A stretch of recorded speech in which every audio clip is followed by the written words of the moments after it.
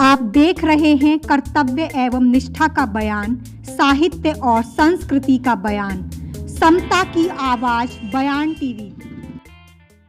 जय हिंद साथियों, मैं साक्षी गौतम और आप देख रहे हैं बयान टीवी। महात्मा ज्योतिराव फूले की 194वीं जयंती के अवसर पर आप सभी को मंगल कामनाएं। अंग्रेजों के आने के बाद भारत का सामाजिक ढांचा बदलने लगा था। लोगों में नए परिवर्तन को परखने, देखने व मंथन करने की दृष्टि उत्पन्न हुई। परंपरागत शिक्षा पद्धति नई शिक्षा पद्धति में बदल गई। अंग्रेज धीरे धीरे पाठशालाएं, छात्रावास एवं अस्पताल आदि खोलने लगे। दलित पढ़ने लगे। पेशवाइयों की दृष्टि मुरझाने लगी। वे अंग्रेजों को कोसने लगे। अपने धर्म ग्रंथों को पुनः खंगालने लगे। प्रेस की स्थापना के बाद लोगों में ताज़ा खबरों को पढ़ने की उत्सुकता बढ़ने लगी। कोलकाता से हिंदू पैट्रियट समाचार पत्र ने समाज व राजनीति के प्रति नए ढंग से सोचने का नजरिया दिया। प्रेस की स्वतंत्रता ने सन 1857 के स्वतंत्रता संग्राम की जो कवरेज की वह महत्वपूर्ण थी। उसने समाचार पत्रों के प्रति आकर्षक और बढ़ा दिया। समाज सुधारक समाज सेवा के साथ साथ पत्रकारिता करने लगे। ज्योतिराव फूले महाराष्ट्र के पहले समाज सुधारक थे, जिन्होंने वर्ण व्यवस्था की सड़ी गली मान्यताओं को तिलांजलि देकर आदर्श भारत बनाने की सोची। पत्रकार कृपा भालेकर ने 1 जनवरी 1877 को दीनबंधु समाचार पत्र निकालकर मूक लोगों की आवाज दी। बाजीराव ने कर वसूली करने के लिए किसानों को धूप में नंगा खड़ा कर उनकी पीठ पर कोड़े लगवाए। शरीर के नाजुक स्थानों पर गर्म सलाखों से दागा गया। अस्पृश्य वर्ग धूप में दोपहर के समय या रात्रि को ही घर के बाहर निकल सकते थे, क्योंकि उनकी छाया यदि किसी पर पड़ जाए तो वह अपवित्र हो जाता था। उस अछूत को पीटा जाता था। पेशवा का आदेश था कि यदि कोई अस्पृश्य रास्ते से गुजरे तो उससे अपनी कमर में झाड़ू बांधनी होगी तथा गले में मटकी लटकानी होगी। झाड़ू बांधने का उद्देश्य था जिस रास्ते से वह गुजरे उस रास्ते पर उसके पद चिन्ह रह जाएं, तथा मटकी बांधने का उद्देश्य था कि वह इधर उधर न थूके। शिक्षा का अधिकार केवल ब्राह्मण वर्ग को ही हासिल था। निम्न वर्ग के लोगों के लिए शिक्षा हासिल करना कानूनन अपराध था। स्त्रियों को चाहे वे किसी भी वर्ग अथवा जाति की क्यों न हो, उन्हें शिक्षा प्राप्त करने का कोई अधिकार नहीं था। विश्व के धर्म ग्रंथ पुरुष वर्ग ने लिखे हैं। उन्होंने स्वार्थ बुद्धि से नारी के प्राकृतिक मानवीय अधिकार छीन लिए और नारी को गुलाम बनाया। बाल विवाह का प्रचलन जोरों पर था। खेलने खाने की उम्र में उन्हें नन्ही बच्चियों को सास, ननद, जेठानी की धुड़कियां तथा ताने सुनने पड़ते थे। इनके विचारों की अभिव्यक्ति पर पूरी तरह से पाबंदी थी। सती प्रथा जोरों पर थी। यातना का एक तरीका केश मुंडन भी था। ऐसे दकियानूसी माहौल में ज्योतिराव फूले का जन्म महाराष्ट्र के सतारा जिले में खानवाड़ी नामक गांव में 11 अप्रैल 1827 में हुआ। संत कबीर के क्रांतिकारी विचारों का उनके बाल्यापन पर गहरा प्रभाव पड़ा। साहू जी दलितों के मुक्तिदाता थे। ये बाबा साहेब डॉक्टर अंबेडकर के गुरु ज्योतिराव फूले के भी गुरु थे। महाराष्ट्र में राजनीतिक गतिविधियों के केंद्र पूना में मुंबई थे। दोनों शहरों में जन सामान्य अंग्रेजी शिक्षा के प्रति आकर्षक अधिक था। इनका गहरा प्रभाव गैर ब्राह्मण जातियों पर पड़ा। यहाँ तक कि विस्थापित जातियां मुसलमान व पारसियों पर भी इनके विचारों का प्रभाव पड़ा और सामाजिक परिवर्तन के लिए नए ढंग से कार्य करने लगे। ये स्थानीय भाषाओं के अलावा अंग्रेजी भाषा भी पढ़ने लगे। परिणाम यह हुआ कि पठन पाठन के इस ढंग से प्रेस भी प्रभावित हुई। सन 1831 में गणपत कृष्ण द्वारा पंचांग समाचार पत्र ज्योतिराव फूले के सामने निकला। पत्र ने राजनीति के साथ साथ सामाजिक समस्याओं को भी प्रमुखता से छापा। सन 1835 में आनंद राम विठोबा के संपादन में पूना वार्ता नाम से समाचार पत्र प्रकाशित हुआ। इसमें सामाजिक समता, स्थानीय खबरें तथा राष्ट्रीयता से ओतप्रोत लेख आदि छापे जाते थे। सन 1849 में ज्ञान प्रकाश का प्रकाशन अंग्रेजी व मराठी भाषाओं में प्रारंभ हुआ। उस समय ज्योतिराव फूले ग्रेजुएशन के साथ समाज सेवा में संलग्न थे। भारतीय समाचार पत्र अंग्रेजों के खिलाफ आंदोलन चला रहे थे। मुंबई से प्रकाशित इंदु प्रकाश में महाराष्ट्र की समस्याओं का विस्तृत ब्यौरा होता था। यह समाचार पत्र मराठी व अंग्रेजी दोनों भाषाओं में छपता था। नेटिव ओपिनियन, स्वदेश हितेशु, ज्ञानचक्षु, बेलगांव समाचार आदि महाराष्ट्र से प्रकाशित हो रहे थे। इन सभी पत्रों का नजरिया सामाजिक समस्याओं से जुड़ा हुआ था। इससे यह सिद्ध होता है कि ज्योतिराव फूले के समय के समाचार पत्रों में सामाजिक प्रश्नों को प्रमुखता से छापा जाता था, क्योंकि सामाजिक कुरीतियों से ग्रस्त लोग समाज सेवा में आते थे। यही लोग पत्र पत्रिकाएं निकालकर समाज को कुरीतियों से जागरूक करना चाहते थे। पुरानी परंपराओं को त्याग कर नए जमाने के साथ जोड़ना चाहते थे। दलितों पर होने वाला अन्याय एक तरह से सृष्टि के नियम के विरुद्ध था, नैतिकता के विरुद्ध था।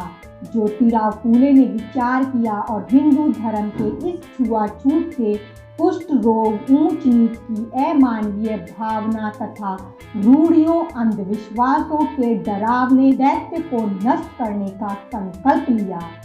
आधुनिक युग की सामाजिक क्रांति का विचार ही सबसे पहले ज्योतिराव फूले ने दुनिया के सामने रखा। ब्राह्मणवाद को यदि किसी ने सशक्त एवं सार्थक चुनौती दी तो वे ज्योतिराव फूले ने दी। ज्योतिराव ने जिस समाज सुधार की नींव रखी वह साधारण नहीं थी। वैसे भी यहाँ के लोगों के विचार और आंदोलन का उद्देश्य जन शिक्षा व जन कल्याण रहा है। ज्योतिराव फूले के समाज सुधार का ही परिणाम था कि एक बालिका ने निबंध प्रतियोगिता में लिखा है कि हे प्रभु, तूने हम पर कृपा कर यहाँ दयालु अंग्रेज शासक भिजवा दिया। उनके कारण हमारे वर्ष में वृद्धि हो रही है। अंग्रेजों के भगवान से पहले यह ऊंची जाति के लोग हमसे जरा सा अपराध होने पर महार मांग जातियों के लोगों की गर्दन काट देते थे। हमें गुल टेकड़ी के आम बाजार में घूमने की इजाजत नहीं थी। वह आज़ादी अब मिल गई है।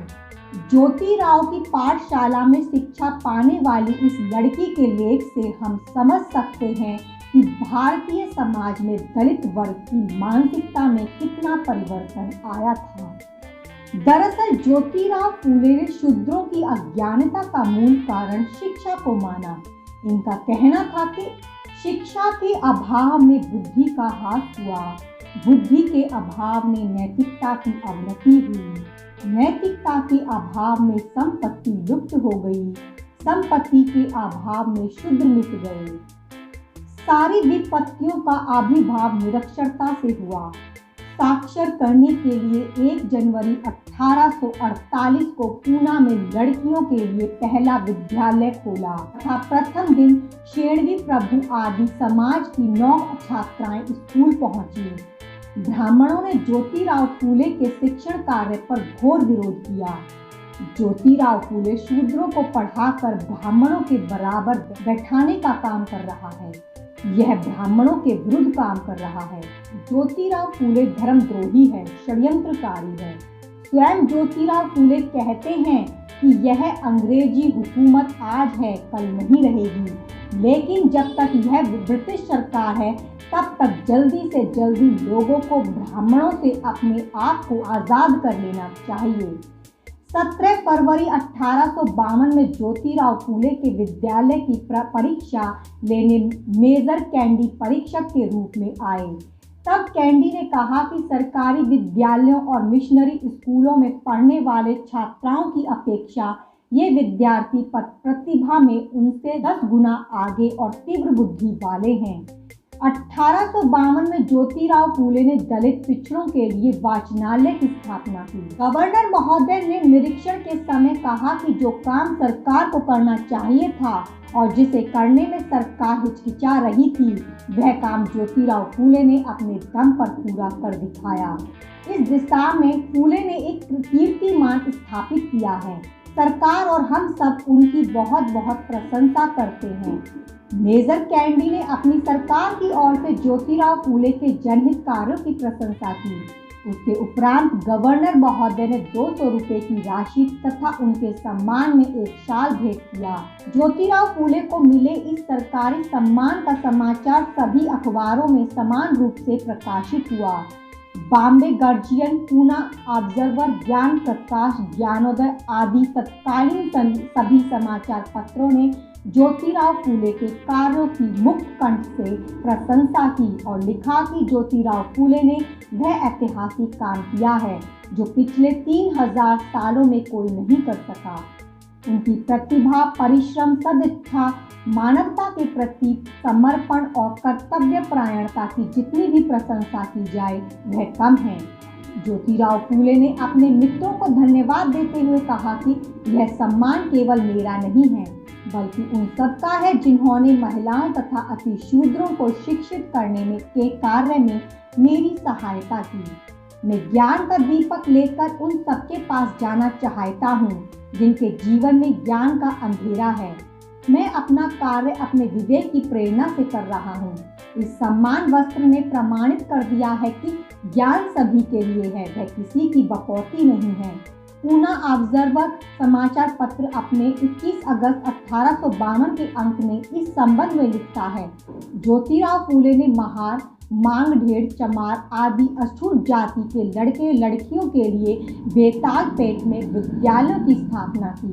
इन दोनों विद्यालयों में अध्ययन का कार्य ज्योतिराव की देखरेख में ही होता था। इसके लिए धन की व्यवस्था भी ज्योतिराव फूले ने अपने निजी प्रयासों से करते थे। यह बात अलग है कि कभी कभार अंग्रेज अधिकारियों से तथा समाज के अन्य उदार लोगों से कुछ दान मिल जाता था। उस समय समाज व्यवस्था इतनी लाचार एवं एकांगी थी कि 60-70 साल के बूढ़े आदमी का विवाह 12 साल की बालिका के साथ कर दिया जाता था। अल्प आयु में बहु बेटियां विधवा हो जाती थी। पति की चिता के साथ उनको भी सती होना पड़ता था। अपने भाई की पत्नी को स्वयं ही पति के चिता पर जलते देखकर राजा राम मोहन राय का कलेजा तड़प उठता था। उन्होंने सती प्रथा को रोकने के लिए आंदोलन शुरू किया। सती प्रथा मूल रूप से भारतीय समाज की बहु बेटियों की समस्या थी। बाल विधवाओं को अंधेरे कमरे में रखा जाता था। सूखी रोटी, फटे लाल रंग के कपड़े और केश वपन पर ही गुजारनी पड़ती थी। उन्हें ससुराल में परिवार के किसी भी व्यक्ति की वासना का शिकार होना पड़ता था। बाल विधवाएं मां बनने वाली होती थी तो उन्हें आत्महत्या करनी पड़ती थी। ज्योतिराव फूले ने सती प्रथा का विरोध किया। ज्योतिराव फूले ने विधवाओं का पुनर्विवाह करने का कार्य शुरू किया। उस समय शूद्र अतिशूद्र जाति में पुनर्विवाह की प्रथा थी, लेकिन उच्च वर्ग में नहीं था। उन्होंने 8 मार्च 1864 को गोखले बाग में शेरवी परिवार में एक पुनर्विवाह कराया। इस विवाह को न्यायमूर्ति महोदय गोविंद रनाड़े ने भी समर्थन दिया। तब लोगों ने ज्योतिराव फूले की तीखी आलोचना की, पर विष्णु शास्त्री ने 1864 में विधवा विवाह आंदोलन को गति दी थी। इन्होंने विधवाओं को नाना प्रकार के अपमानों व यातनाओं से बचाने के लिए नौकरी तक त्याग दी। ज्योतिराव फूले ने बाल विधवाओं को गुप्त रूप से प्रसूति करवाने के लिए और उनकी संतानों का आश्रय दिलाने के लिए प्रसूति गृह की स्थापना की। ये प्रसूति गृह ज्योतिराव फूले ने अपने निवास स्थान पर बाल हत्या प्रतिबंध गृह स्थापित किया। सावित्रीबाई फूले दाई का काम करने लगीं। ज्योतिराव फूले द्वारा संचालित विधवा प्रसूति गृह जैसी संस्था अपने तरह की देश की प्रथम संस्था थी। फूले सामाजिक हित की बात सोचते थे, जिसे उस समय के अखबार प्रमुखता से छापते थे। सन 1865 में प्रसिद्ध ग्रंथ जाति भेद विवेक सार प्रकाशित हुआ। इसकी समीक्षा उस समय के सभी पत्रों में छपी, जिसका दूरगामी प्रभाव पड़ा। इस पर क्रिया प्रतिक्रिया लगातार छपती रही।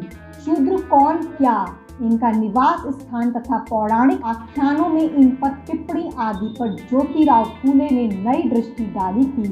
उन्होंने साफ लिखा था, हमारे सारे पौराणिक आख्यान जातिभेद पैदा करते हैं।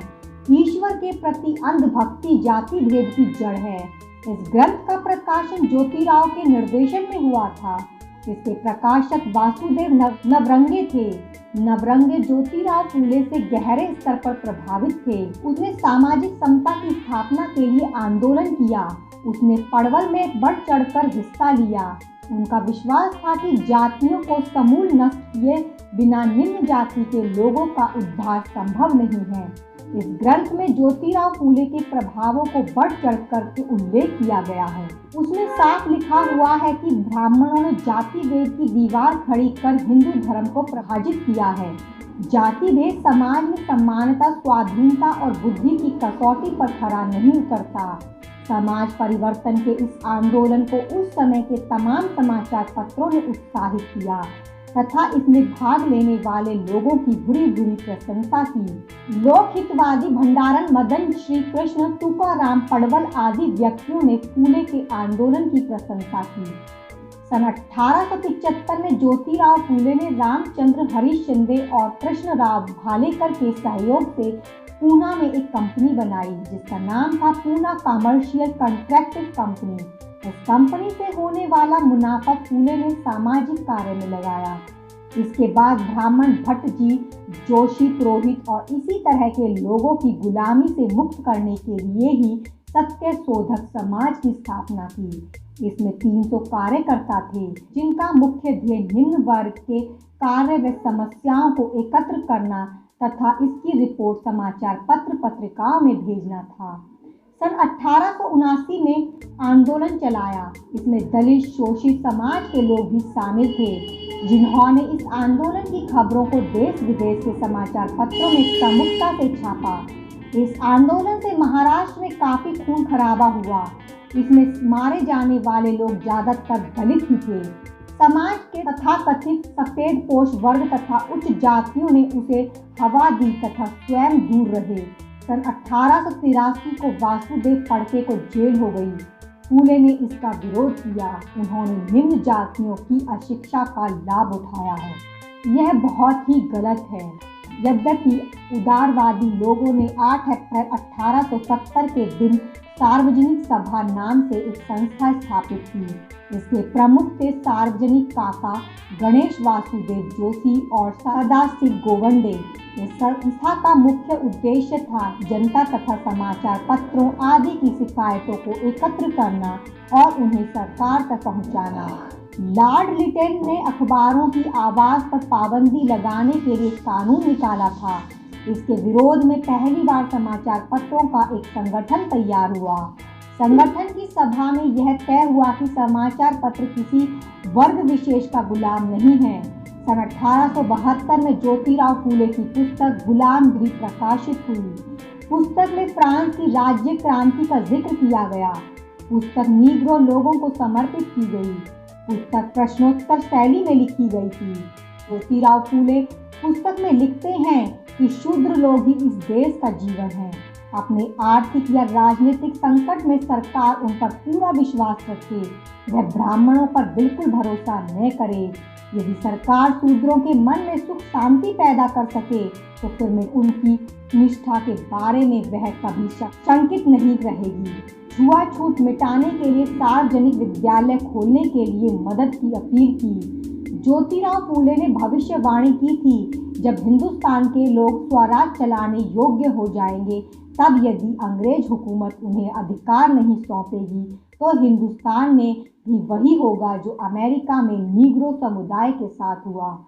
शूद्र अतिशूद्रों द्वारा ब्राह्मणों की पौराणिक मान्यताओं का विरोध करना, ब्राह्मणों की मक्कारी के जाल से मुक्त कराना, पुराणों पर से जन्मजात जाति गुलामी से छुटकारा दिलाना, छोटे गरीब लोगों तथा उनके परिवारों को शिक्षित करना तथा अंधविश्वासों के प्रति शूद्र समाज को जागरूक कराने का उद्देश्य से 24 सितंबर 1873 को ज्योतिराव फूले ने सत्य शोधक समाज की स्थापना की। कला, इतिहास, धर्म, साहित्य, समाज, संस्कृति आदि से अवगत होने के लिए पत्र पत्रिकाएं एक महत्वपूर्ण साधन है। ये जन शिक्षा व जन सेवा की आधार होती हैं। ऐसा सोचकर ज्योतिराव फूले ने 1 जनवरी 1877 को दीनबंधु नाम से समाचार पत्र पूना से प्रकाशित किया। उस समय पत्र के संपादक कृष्णराव भालेकर थे। इन्होंने किसानों के कल्याण के लिए पहल की। आधुनिक भारत के इतिहास में मजदूरों और किसानों को संगठित और जागृत करने के लिए फूले का यह पहला प्रयास भारत के मजदूरों का दीनबंधु पहला समाचार पत्र था, जो बाद में सत्यशोधक समाज का मुख्य पत्र बन गया था। इस अखबार में सत्यशोधक समाज के उद्देश्य, गतिविधियां व संगठन की वार्षिक रिपोर्ट भी प्रकाशित की जाती थी। नारी केश मुंडन के विरोध में दीनबंधु अखबार ने लेखमाला प्रकाशित की। ज्ञान प्रकाश जैसे मशहूर अखबार ने भी इस प्रथा की बार बार आलोचना की। 24 फरवरी 1870 में इंद्र प्रकाश पत्रिका के अंक में भी एक विज्ञापन छापा। जबरन नारी के केश मुंडन आदि। केश मुंडन हिंदू दंड संहिता की धारा 352 के अनुसार एक अपराध है। दीनबंधु समाचार पत्र के माध्यम से ज्योतिराव फूले ने मजदूरों व किसानों की दुर्दशा पर प्रश्न उठाए। उन्होंने इसके संपादकियों में मिल मालिकों की कार्यशैली पर प्रश्न चिन्ह लगाए। दीनबंधु की संपादकीय में संपादक लिखते हैं कि हमारे महाराष्ट्र में इन दिनों पत्र पत्रिकाओं का प्रकाशन बढ़ता जा रहा है, किंतु ये अखबार किसानों, मजदूरों, श्रमिकों आदि की हालात सुधारने के लिए बिल्कुल कोशिश नहीं करते हैं। हर साल लाखों रुपए स्थानीय फंडों में जमा किए जाते हैं, लेकिन साधारण जनता की संतानें अबोध ही रहती हैं। 10-10 गांवों में एक पाठशाला तक नहीं है। किसानों के लिए शुरू किए गए नए कानून के कारण साहूकारों का सर्वनाश हो गया। इस तरह की खबरों को इन अखबारों में खूब छापा जाता था, लेकिन कोई यह सच्चाई उजागर नहीं कर सका कि इन साहूकारों ने इन किसानों की झोंपड़ियों की धरनियां तक नहीं टिकने दी। परिणाम यह हुआ कि सरकार ने सन 1875 में एक कमेटी नियुक्त की, जिनसे उक्त आपत्तियों पर सुनवाई हुई। मजदूरों, किसानों की जिन समस्याओं को सामान्य मीडिया ने नजरअंदाज किया, उन्हीं समस्याओं को दीनबंधु ने प्रमुखता से छापा। नारायण लोखंडे ने भी दीनबंधु में संपादक के रूप में काम किया।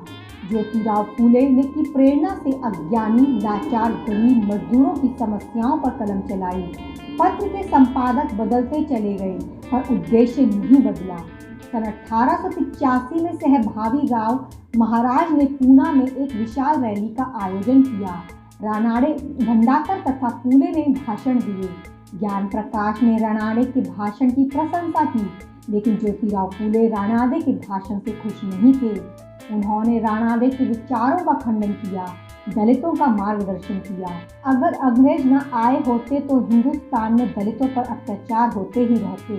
ब्राह्मण, साहूकार, मारवाड़ी इनकी जमीन हड़प लेते थे।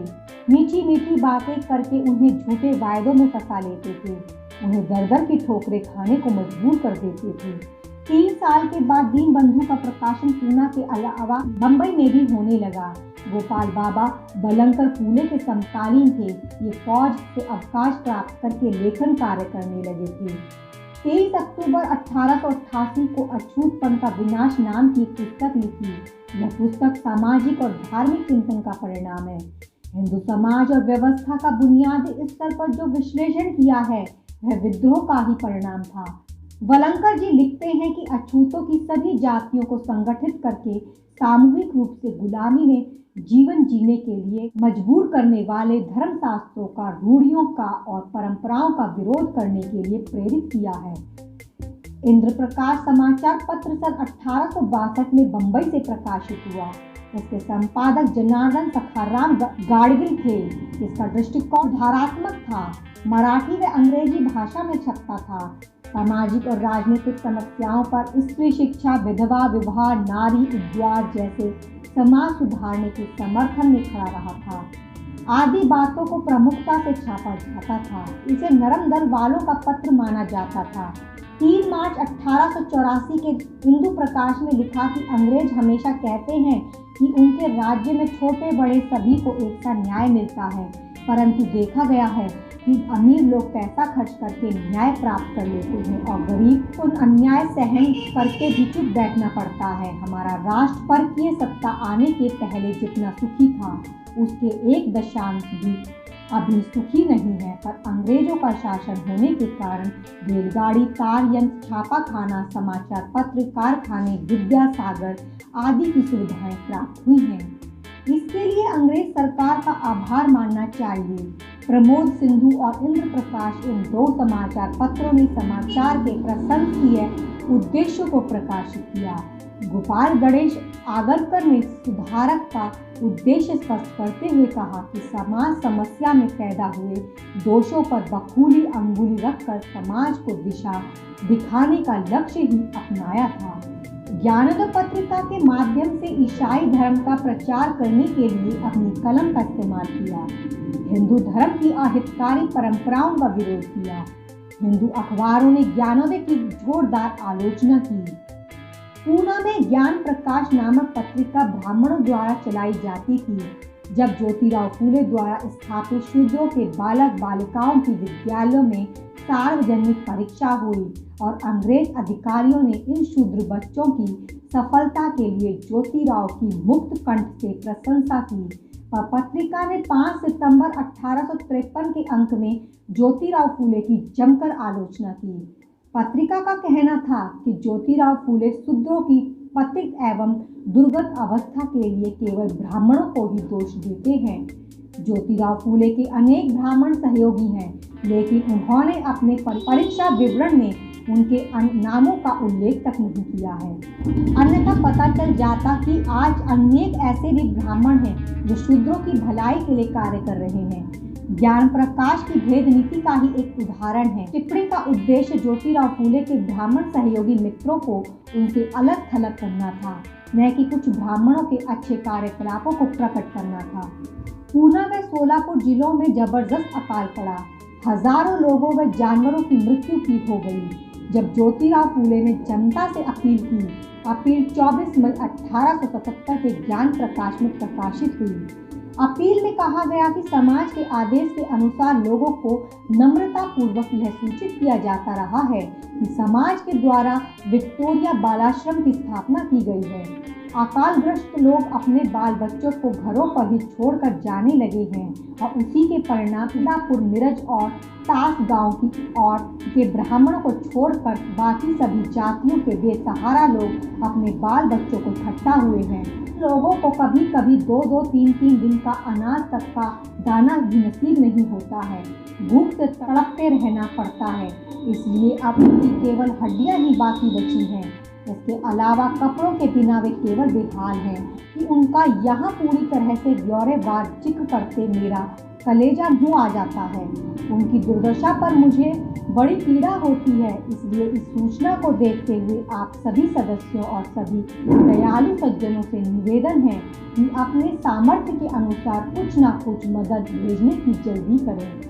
आपके ऐसा करने का मतलब यही होगा कि आप लोगों ने इस समय अपना फर्ज अदा करके बड़ी मेहरबानी की है। दलितों पर शासन प्रशासन को लेकर गांव कस्बों में जुल्म होते थे, तब समाचार पत्र उन अन्यायों के मामलों को कभी नहीं उठाते थे। वे इस अन्याय में चुप्पी इसलिए भी साध लेते थे क्योंकि यह सब अनर्थ उनके जाति बंधुओं द्वारा ही किया जाता था। पत्रकारों के इस घोर पक्षपात एवं पूर्वाग्रह से ग्रस्त मानसिकता पर गरजते हुए ज्योतिराव फूले कहते हैं कि भट्ट ब्राह्मण पत्रकारों की शूद्र अतिशूद्र समाज के साथ जीवन में कभी भी मुलाकात नहीं हो सकती। दूसरी बात, शूद्र अतिशूद्र को यह पता ही नहीं है कि समाचार पत्र किस वस्तु का नाम होता है।